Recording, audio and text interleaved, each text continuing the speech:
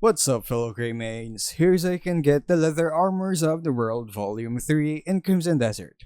Make sure to have a key and a mask ready to get this item, which you can buy at the back alley shop. If you want more leather fits for a light armor fashion, then you don't want to miss the third volume of Leather Armor Crafting. You can get this book within the Crimson Desert region, inside a place called Moikun, which is to the southeast of the town of Tomaso and the Tashgal playbook. The crafting book can be found anywhere else, but this here's a guaranteed spawn.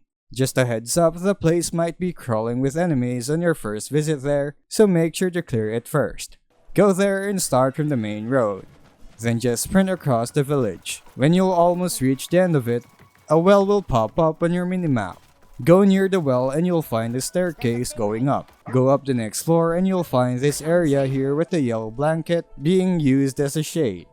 Below it will be a small alley. To the right side of that alley is the house we're looking for. Now use the key to open its locked door, get inside and you'll find the red book on a bookshelf. Equip your mask, steal it, and wait for the crime meter to go down. When the heat has cooled off, read the crafting book to learn its recipes. And finally, visit your favorite smithy to view the new catalog of leather armors you have just unlocked. And that's all of it. If you found this video helpful, don't forget to like and subscribe for more Crimson Desert guides. Thanks for tuning in, and I'll see you in the next video.